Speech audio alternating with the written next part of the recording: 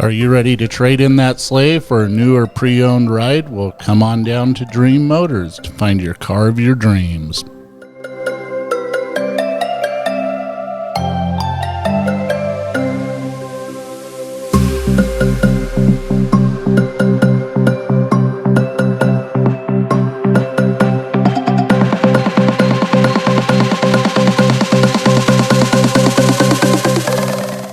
Well, hello everyone. It's been a long time. My bud Jeremy Crawford, the producer and co-host. I'm Wally Felt on Did You Know Southwestern Montana, and I'm thinking 6-7 months since we've done one of our history. Yeah, it's been a little while. We've concentrated on the sports figures and stars of Southwestern Montana this first 6 months of the year, or however way it worked out. But we decided it's time to open up the history books again, shake off a little bit of dust, and talk about things. And our first back subject, as we get back into things, is Thanksgiving. Thanksgiving just happened, and it's interesting when you go backwards and you look at Thanksgiving, and you kind of think, well, was Thanksgiving in the earlier days like it is now? Because, I mean, now, you get together with your family. There's a community dinner, which we'll talk about. There's different things going on. So how different could it be if we go back into the early days of Thanksgiving? But first, how about a little Thanksgiving history? Want a little Thanksgiving history? Sure. Okay, so first, when the first Thanksgiving in America was, take a guess. 1692. You're off by 71 years. Yep, 1621. Yes. And it was a 3-day event, and they were celebrating their great harvest. Well, in the early days of the United States, Thanksgiving was celebrated at various times, usually in November, sometimes December. Now, our very first president, George Washington, was the first president to actually come close to making Thanksgiving an official holiday. He chose November 16th, 1789 as a national day of thanksgiving and prayer in gratitude for the end of the Revolutionary War and when we became a country. That sounds like a good plan to have Thanksgiving for that. Yep. And now here's a name, and I'm going to ask you, if I told you, Jeremy, who is Sarah Josefina Hale, would you come up with an answer? I'd have no clue. Well, she's a lady in 1846 who began a 17-year letter-writing campaign to convince American presidents that it was time to make the Thanksgiving holiday an official holiday. Like I said, 17 years. So at age 74, Hale's dream became reality in September of 1863. Her letter to both President Abraham Lincoln, but also one to Secretary of State William Seward, featured this impassioned plea. And it probably rang a little truer in 1863, right in the middle of America's Civil War. She said, "It needs national recognition and authoritative fixation, only to become permanently an American custom and institution." That was the line. Now, they say, if you go back and you dwell a little bit in that, the reason why it probably became a holiday, partly Lincoln, but mostly Seward. Yeah. He influenced Abraham Lincoln. He says, Mr. President, we need to do this. And so on October 3rd, 1863, President Lincoln proclaimed the last Thursday of November to be Thanksgiving Day. And I think it's going to be kind of interesting because we have a little controversy on when Thanksgiving is, but we're going to talk about that a little bit later in our program. The first proclamation, I found this purely by chance, okay? The first proclamation for Thanksgiving happened in 1868. Now, this is in Montana, 1868, and it was issued on November 9th, 1868. The closing paragraph of the proclamation read, "Now, therefore, I, James Tuft, acting governor of the territory of Montana, recommend that Thursday, November 26th, be set apart as a day of thanksgiving and prayer, and request the citizens throughout the territory to suitably observe the same. And that was based off a presidential proclamation of the same. And you know, looking at this, there was every year for a long time, Thanksgiving, even though it was an official holiday, each president and each governor still had to issue an official proclamation telling everybody that it was Thanksgiving. Yeah, and it seemed like it kind of, like it does in modern day, it depended on if it was a Republican or a Democrat and when they would issue it. And we have an interesting story that we're going to get into in a little bit later on. Now, the November 30th, 1895 edition of the Madisonian, that's the paper over in Madison County, based out of Virginia City, noted that folks in Silver Star would dance on Thanksgiving Eve, while residents of Whitehall and Twin Bridges would dance on Thanksgiving in their annual Thanksgiving Ball. Now, let's flip over to Beaverhead County in Dillon.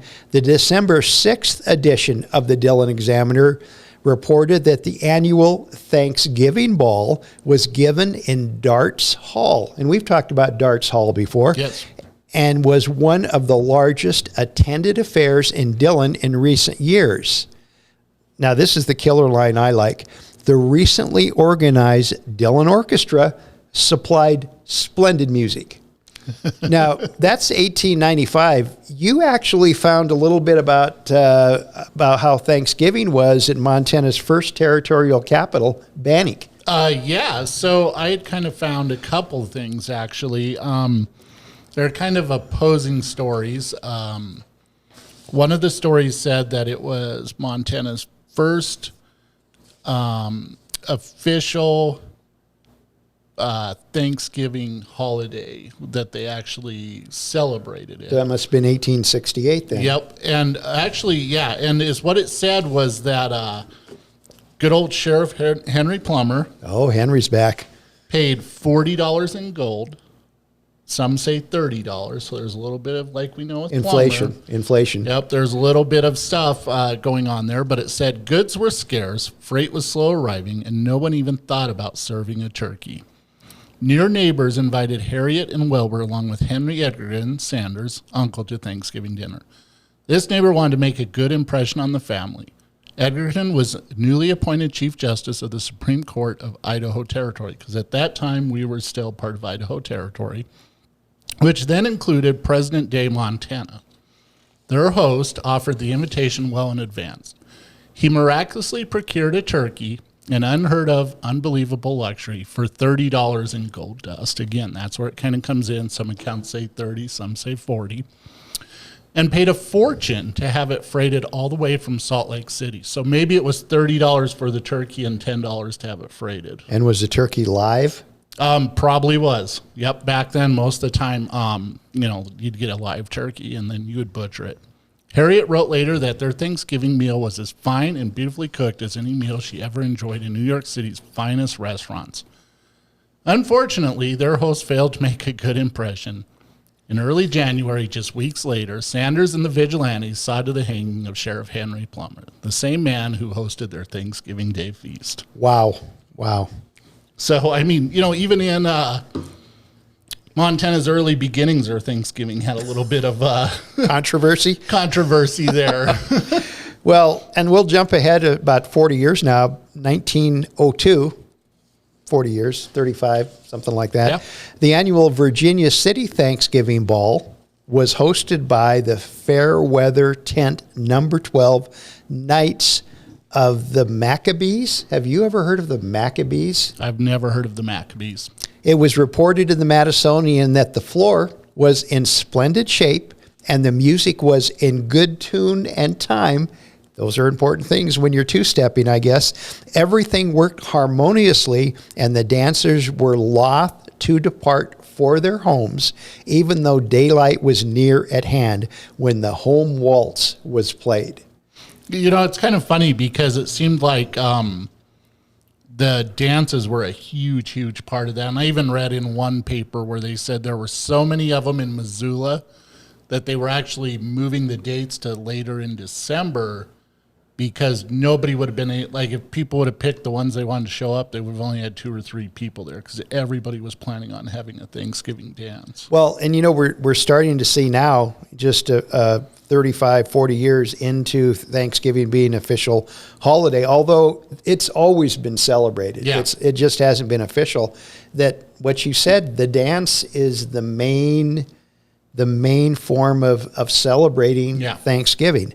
And the original Thanksgiving kind of too is why they started celebrating, was a way, because they had a bounty of crops brought in, so that was their way of giving thanks for the year. Yeah, and 3 days of it, that must have been one heck of a Thanksgiving dinner. Quite the party. Yes. Okay, in 1902, we're going to stay in 1902. There was a story in the November 28th edition of the Dillon Tribune describing the various Thanksgiving programs in the Dillon schools. Also in Dillon's other paper, the Dillon Examiner, in 1902. Now remember, there were 2 papers in those days. And that's another one we've already talked about, because one was Republican-based and one was Democratic-influenced.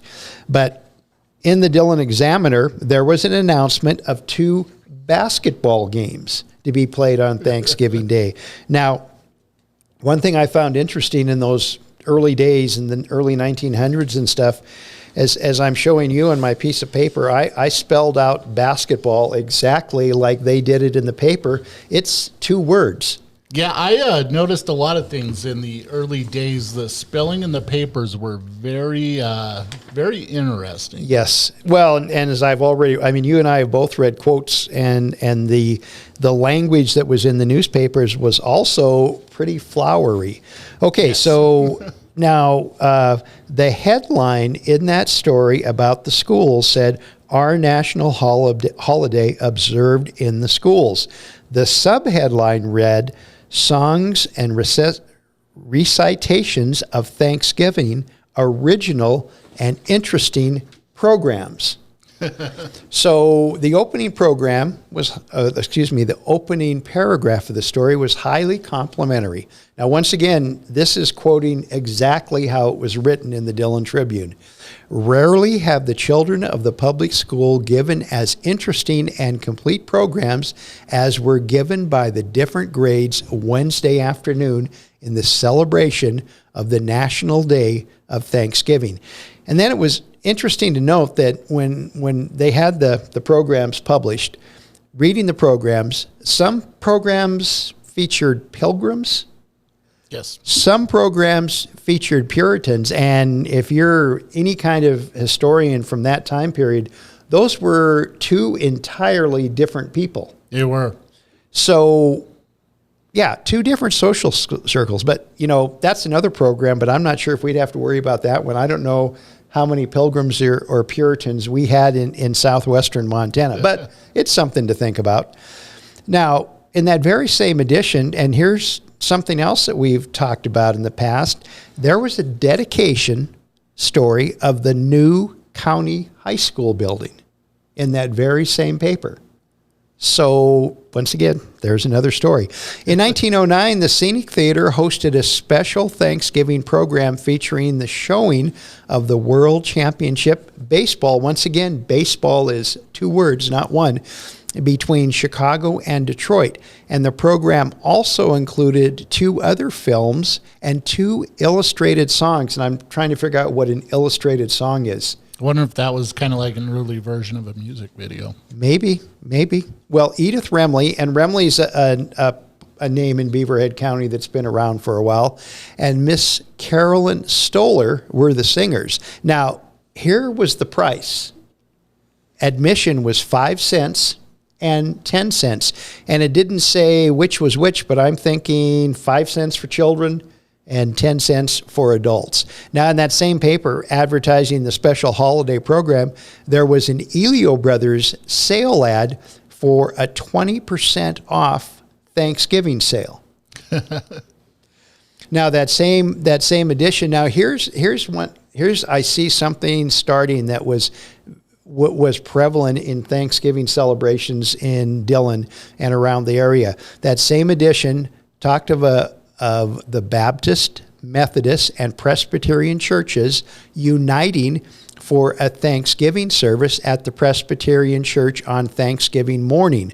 The sermon would be delivered by Reverend F.E. Dodds of the Methodist Church. There would be appropriate music rendered, and all citizens were most cordially invited to attend. You know, the one thing I kind of thought was interesting that I had noticed starting in about the 1915s, is what they would advertise for Thanksgiving. The stores would advertise your Thanksgiving wares. They'd have vests and hats and things like that. And then you would see some of the bakeries offering pies just like Mom makes or better. And then the other big Thanksgiving advertisement was new cutlery. Show off all your guests, your cutlery is best. Well, and I got one for you staying on that very same line. Dillon Dry Goods in the November 18th edition of the Dillon Tribune had a full-page ad offering sale prices for tablecloths, centerpieces, runners, doilies, and napkins in the latest styles and patterns for your Thanksgiving table. And then the next part that I really liked, and this led up till about the 50s for Thanksgiving, was you would see like Lima News, and it'd be like such and such ate Thanksgiving dinner at so-and-so's house. And then like Mr. and Mrs. Smith's daughter was down from college to eat Thanksgiving dinner. So they literally reported in the paper who ate Thanksgiving dinner at whose house. Well, and actually, like you said, that started in the early teens. And if you look at the even earlier papers, and they're hard to read because some of the online editions, you know, I'm thinking the papers they scanned weren't in the best shape anyway. But that's how Thanksgiving was noted. And every once in a while, you would see something about that so and so would host Thanksgiving dinner for the single teachers, although they didn't say the single teachers, or they would host, or a Rotary Club would host a Thanksgiving feast, and that wouldn't be on Thanksgiving, it would be like Wednesday before. But, you know, so breaking bread was pretty much the optimum way to celebrate Thanksgiving. Yeah, and it just, to me, I found it really interesting. You know, it was almost like, you know, we look at social media now and we think that people post too much on social media, but back then they were posting it in the paper. Well, and I happened to jot one down in my notes. December 1st, 1920, the Dillon Examiner, there was in the front page, not like page 3 or 4, in the front page, there was a note that said, Miss King, Miss Snyder, and Miss Wymus spent Thanksgiving vacation at the Pyle Ranch on the Upper Grasshopper. So there you have it in black and white. And we're going to take a break. We're going to push ourselves away from the table for just a second. We're going to take a break, and we'll be back to talk more Thanksgiving here on Did You Know Southwestern Montana.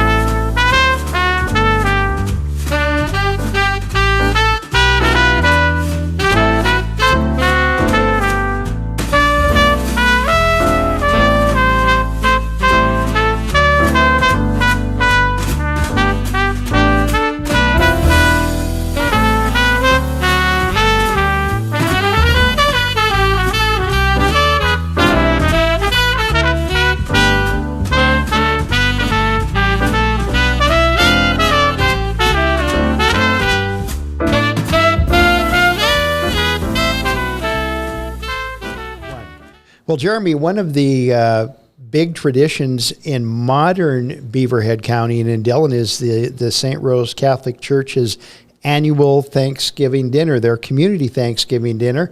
And you did a little research on that.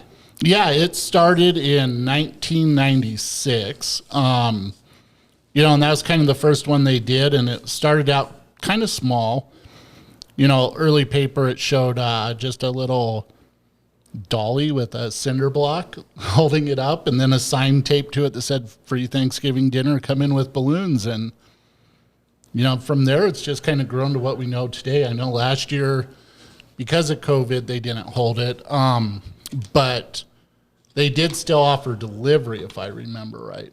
I think they did that last year too, because when they were requesting volunteers, they were asking for people who wanted to volunteer to help deliver Thanksgiving dinner. Yeah, and and the thing is it is held at the Catholic Church, but I do know that it's they have volunteers from all over Dillon. Plus, churches ask for their members if they want to cook potatoes or pies or something to donate to. So I know my mother-in-law, she brought 5 pounds of mashed potatoes over. Wow. Good for her. Good for her. Well, no community dinner in 1928, but in an article in the Dillon Examiner, the Andrus Grill. Now, is the Andrus Grill, was it owned by the Andruses or was it part of the Andrus Hotel? I think it was part of the Andrus Hotel, and I think it's just kind of like the Andrus Bar, how they would rent out that space. So I know where Pioneer Furniture sits down where the mattresses are. That was a restaurant at one time. That possibly the Andrus Grill then. That was the Andrus Grill. Well, they offered a 5-course Thanksgiving dinner, whopping price of $1.50. And I didn't do the what would it be nowadays type of a deal, but it was a 5-course dinner, turkey, mashed potatoes, dressing. Oh, I'm sure there's gravy, and gravy probably did not count as one of the. Yeah, it was probably part of it. Yeah, and dessert and a veggie. Yeah. And I'm thinking, back in those days, I don't think they had green bean casserole. Probably so not. It was probably corn or canned beans. And, everybody had gardens then, so I imagine the veggies were all nice and fresh. I think they had cranberries back then? Oh. They better. Yeah. I mean, that's Thanksgiving. That's one of the reasons, of course, nowadays you can eat, cranberries year round. Yeah. Interesting. This is an interesting side note with cranberries. You know how one of the favorites of Thanksgiving and holiday is pumpkin pie. Yeah. Everybody wants pumpkin pie for Thanksgiving, and Jim out at Town and Country told me interesting little store story. He said for many years, pumpkin was only popular. The cans of pumpkin was only popular during the holidays. Yeah. The Christmas and Thanksgiving holidays. And they sometimes had to throw stuff away because the pumpkin wasn't used. As soon as Starbucks came up with their famous pumpkin latte, like 30 years ago or something like that, all of a sudden, pumpkins and everything. Yeah, it's a year-round treat now. You can get pumpkin pancakes. Oh. And not only at Thanksgiving, right? Nope. Did you know that canned pumpkin's not really pumpkin? What is it? It is like a squash. Oh, okay. I did not know that. Yep. Huh. Interesting. Okay, well, let's get back to the history book here. Yeah. So in the November 26, 1930 edition of the Dillon Tribune, they printed George Washington's 1789 Thanksgiving Proclamation on the paper's front page. Right below the proclamation was an announcement of Union Thanksgiving services at the Baptist Church. Now they have come up with a name for the group of churches getting together. So the 6 churches that took place in this were, and where did I I don't have them. I just had 6 churches here. Okay, so the 6 churches, now get this, here's charity taking care of one another. They said that all the offerings given for that special Thanksgiving service would be donated to Barrett Hospital. Nice touch. That was 1930. Now in 1940, now we get to talk controversy again. In 1940, Montana joined many other states in observing Thanksgiving a week earlier from the traditional last Thursday of November. It was announced on the front page of the November 24th, 1940 Dillon Tribune in a proclamation by Montana Governor Roy E. Ayers to confirm with President Franklin D. Roosevelt's presidential proclamation. Now, that proclamation first came in 1939 when November would have not 4 Thursdays, but 5. National business leaders were concerned that there wouldn't be enough time for people to Christmas shop. 1939, they're talking about Christmas shopping. Yep. Roosevelt listened and agreed to officially moving Thanksgiving to the third Thursday of each November. But some states decided to stay to that last Thursday. They were in the minority then. Montana, one of the ones that went to the third Thursday, but that third Thursday Thanksgiving would only last 2 years. On December 26, 1941, Congress, they're the ones that have really more control than a lot of people really think they do, passed a law making the Thanksgiving the last Thursday of November. And you have some additional controversy to that little bit of history. So, yeah, it was kind of funny. In Red Lodge, Montana, the mayor didn't want to, he wanted to remain neutral on the issue. So what he did is he's proclaimed there would be 2 Thanksgivings that year. And basically there would be one for the Republicans and one for the Democrats. So on November 23rd was the Democrats' Thursday, and November 30th was the Republicans' Thursday. So they basically celebrated 2 Thanksgivings that month. So did the businesses in town close for both days, and did the schools close for both days? You know, it's kind of interesting because I looked and I really couldn't find much about it. I think it was kind of more of just like a not wanting to rock the boat PR stunt. And he just proclaimed that there was going to be 2 Thanksgivings that year, one for the Republicans and one for the Democrats. And I guess that's how you kind of remain under everybody's good graces. Yeah. So the turkeys talked turkey and ate turkey. Exactly. Yeah, okay. Well, tasty Thanksgiving and holiday recipes appeared in papers in columns, and I'm sure we would be reading this one if we were back in those days. Household News by Eleanor Hale. And how's this for, I didn't have the whole recipe, but just the title is mouth-watering. Honey almond sweet potatoes. Ooh, that sounds good. Yeah. In June 5th, 1941, the Dillon Tribune had an article about the Davis Turkey Ranch of Cut Bank, Montana.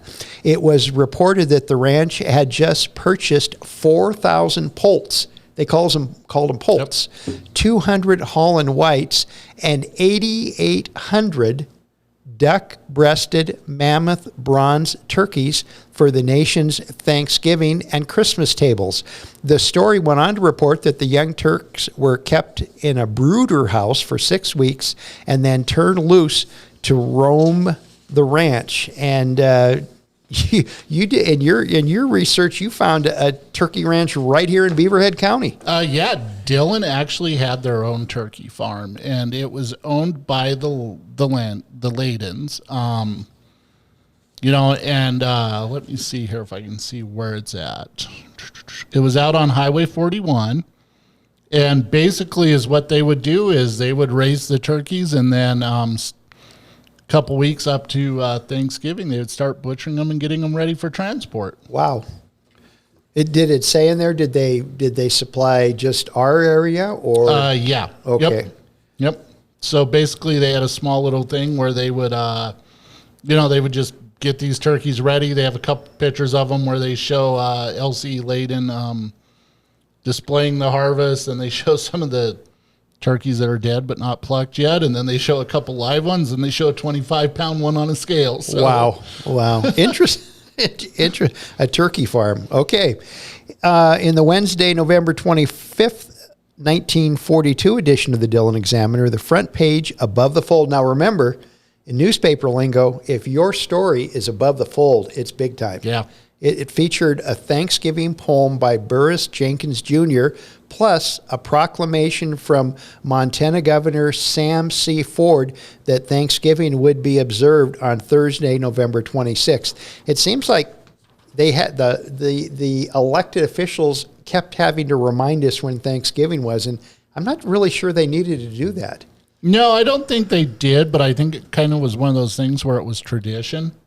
So they'd come out every now and then and just remind people, Thanksgiving's coming up, and honestly, it could have been too because there wasn't that full set date. It just seemed to kind of move around a little bit. Well, and then can you imagine if CNN or Fox News or somebody was there, set up where you see the governor there and he's issuing it, then he's holding it up to the camera and smiling. Well, they would probably do that almost basically for the paper in those times. Yeah. The article also announced the annual Union Church. Remember the Union Church, Yep. the name of the service. Now this time, Presbyterian, Methodist, and Baptist were the participants of the Union Church services to take place, and they would take place in the Presbyterian Church. Once again, all offerings would be donated to Barrett Hospital. So that's now 10, 11 years now that they've done that. Yeah. The St. James Episcopal Church held their own Thanksgiving service, and like their peers, all offerings would be donated to Barrett Hospital. This would be the first wartime Thanksgiving for 3 years. 'Cause remember, we're now in the middle of World War II. Yeah. Next to that story was another one reporting that Reverend V.G. Lewis, once again, initials, we talked about that before, initials, of the St. James Episcopal Church, delivered the main talk at the latest meeting of the Dillon Rotary Club. In the November 21st, 1945 Dillon Examiner, the article promoted the annual community union service had a slightly different feel. The opening paragraph read, now remember the date again, November 21st, 1945. The opening paragraph read, Beaverhead County residents will observe the peacetime Thanksgiving since 1941 tomorrow in the traditional manner. Hundreds of homes will be the centers of gaiety and feastings, but there will be moments of solemn thanksgiving that a terrible war is over with.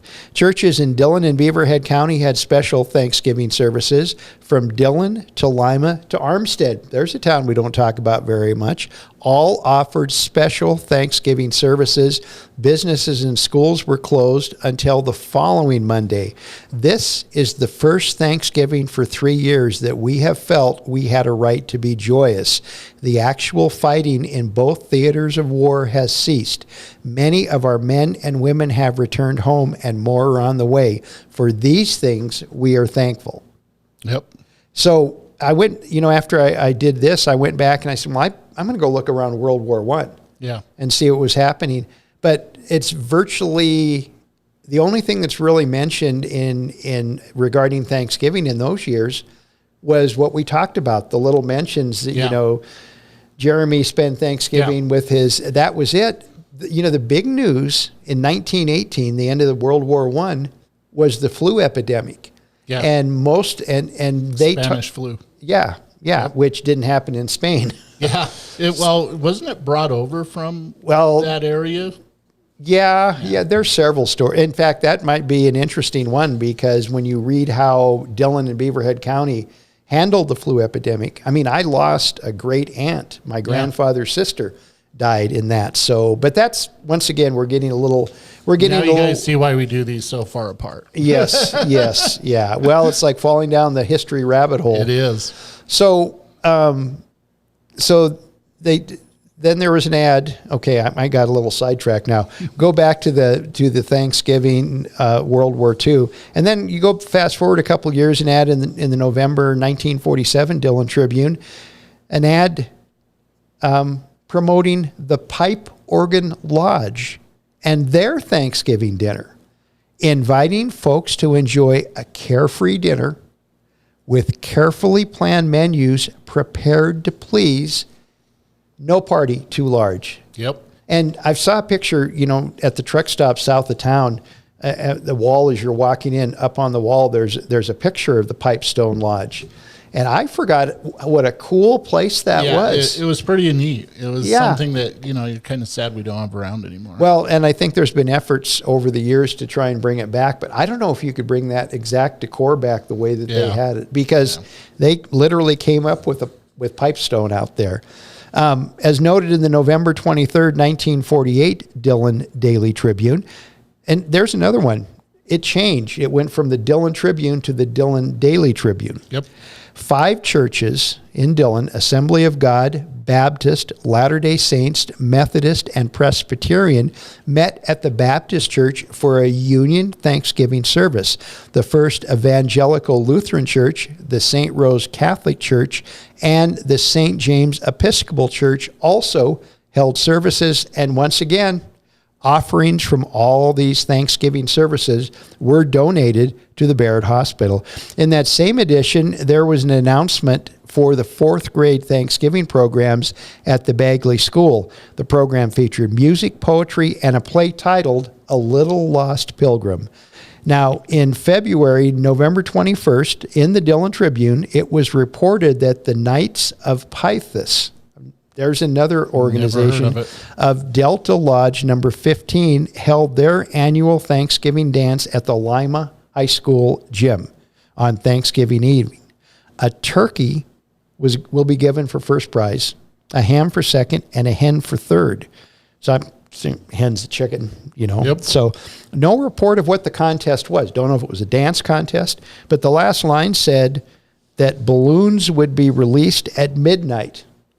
You think maybe there was stuff in those balloons? Maybe that's how they released them, and you popped your balloon, and that's... Found something like that? That was kind of the time, too. One thing started really popping up and got kind of popular that I noticed was the good old turkey shoot.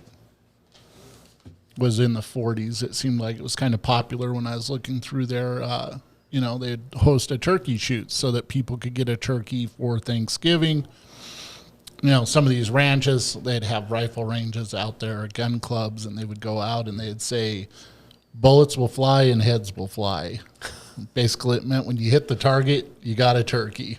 Well, I know when I first moved back to Dillon, I worked for Larry Chaffin at the radio station. Yeah. One of our big promotions was the turkey shoot, where you would a caller would call, and then they say, okay, go ahead and pick a door. Yeah, pick a door, and if they heard the turkey, they want a turkey. Yep. If they heard the gun with no noise or some kind of sound effect or something, they didn't, and it was hugely popular. Yeah, and I think they were doing it this year too. I think I heard it on the radio. Well, it's one of those radio promotions that never gets old. Yeah, it never gets old because nowadays it's like I'm not a big fan of radio trivia contests because people can just Google the answer. Yeah, radio trivia is kind of really lost its mystique. The internet has taken it away, but the turkey shoot, on the other hand, there's no you can't guess on the internet. And I know we had and now everything's computerized and stuff, but we had the carts that looked like a slimmed down version of an 8-track tape, and that's what we had. Yeah. And so we had several on there. I'm giving trade secrets away. We had several on there, and we had one cart that had 4 losers and 5 winners, and another one, so on and stuff. So you kind of by being on the air, you could kind of figure out if you used the same cart. Yeah, you kind of knew who the next winner was. But then we would mix those up because the listeners were doing the same figuring. Yeah. On how's it going to work out. And so when you threw them off by having 2 or 3 winners in a row and then all of a sudden losers, it's great promotion. They probably just have like a random generator because they tell them to pick a door from what I heard this year. And then, doors 1 through 12 is what I think it was, So, they probably have something that randomly generates the right door. And did they have the gunfire? They'd have a gun go off and then you'd hear an elephant or a frog or an owl or a turkey. Turkey. Well, and we've come to the end of our turkey talk for talking about Thanksgiving, and it's like we've basically figured it out that Thanksgiving really, the celebration of it hasn't really changed that much. It's primarily a family. Yeah. It's a family where you get together, friends come to town, you go to a friend's house and whatnot. That hasn't changed in the 100 years we've talked about it. The thing that, and maybe churches had Thanksgiving services, but I'm not so sure they had them on Thanksgiving more than having them the Sunday prior to Thanksgiving.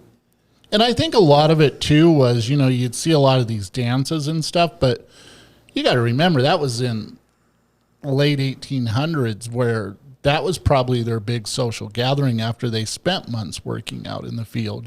They'd come and have these big social gatherings. So, they didn't have the luxury we do now where you can text somebody or call somebody or video chat with somebody. And I think for the first little bit of the late 1800s, it was a big gathering. And then it kind of went back more to the traditional where it was just more of like a family gathering. And like we said, leading up till about 1950s, you saw where people would literally report to the paper what they did for Thanksgiving, kind of as their way. I think it went into the 60s too. Yeah. It went into the 60s. But, Yep. there wasn't the same definition of a holiday, because right now, schools get out Wednesday at noon. In those days, you went to school the whole day. Yeah. And there was, the movie theater was open on Thanksgiving. And I'm not sure, maybe the Big Sky They was were open, I think, later in the day for Thanksgiving. I think they might have did one show towards the end of the day. But for the most part, and the theaters that had the basketball games, or the theater that showed the World Series and stuff like that, they didn't. That was their entertainment. And I'm thinking when they were watching the World Series, which was played 2 months prior to that on old, it's a silent movie and stuff like that, but they're still getting to see it. And it's still very interesting because we all witnessed, Black Friday, which was the day after Thanksgiving. People, they'd go down and camp out on Thanksgiving so that they could get those deals. Well, then the stores started pushing, Thanksgiving evening as a time to be open and give these sales. And the general public, for the most part, kind of pushed back on it. And now you see most stores that, they're like, we're closed Thanksgiving, look for our Black Friday sales. And they even kind of pushed those farther ahead in the day, instead of really, really early on Friday morning. One business owner that I talked to said that they were closed on Thanksgiving. There was no thought process. They just decided to do it because they thought it was important that their employees spent the holiday with their family and friends. And that's basically the definition of Thanksgiving. You're supposed to be thankful for what you have. It's the one day of the year where you take time to, and this is kind of what I saw, is they said Thanksgiving had been celebrated, hundreds of years. And basically it was the one time of the year where people took off from the day just to be thankful for all the bounties that they've had. Well, and I'm going to be real philosophical and just say, it's not a bad mantra to carry with you every day. Yep. Every day. Okay, well, Jeremy, we finally did it, history. We did. We're going to be back again in a couple of weeks because we're going to talk about Christmas and how, and that's going to be interesting to see how early days of Dillon and Beaverhead County, and maybe we'll spread out, we will truly cover Southwestern Montana. We'll go back into the deep history books and find out maybe what happened at Bannock and maybe some of the older towns, the Coolidges and stuff, and what happened and how they celebrated Christmas and the New Year's. And we thank everyone for joining us. Once again, I'm Wally Felt. This is Jeremy Crawford. Now you know Southwest Montana.